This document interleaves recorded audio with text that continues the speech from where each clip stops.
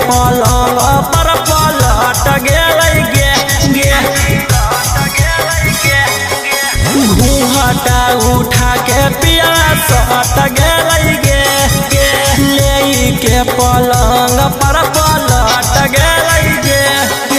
फेरे लगलै हाथ हमर कोमल कोमल काया पर मांगे लगलै साया वाला चीजावा किराया पर मांगे लगलै साया वाला चीजावा किराया पर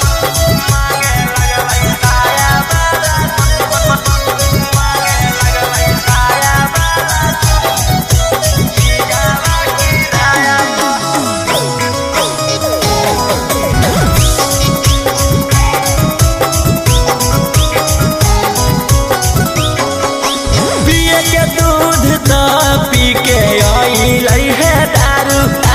हियै में हरारू बाकी बुझे उ बाजारू हकै पियावा के बिगड़ल रहनिया गे कैसे कटतै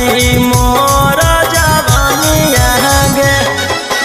बड़ हकै खीस सखी पियावा बेहाया पर मांगे लगलै साया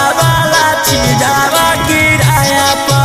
मांगे लगलै साया वाला चीजावा किराया पर मांगे लगलै साया वाला मांगे लगलै साया वाला चीजावा किराया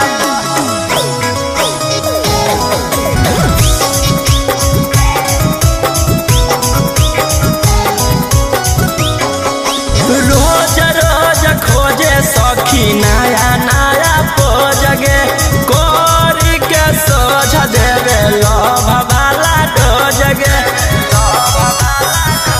कौची कहियै हमरा जा रौसाना माँ के खाली दर्द दो है बदाना माँ के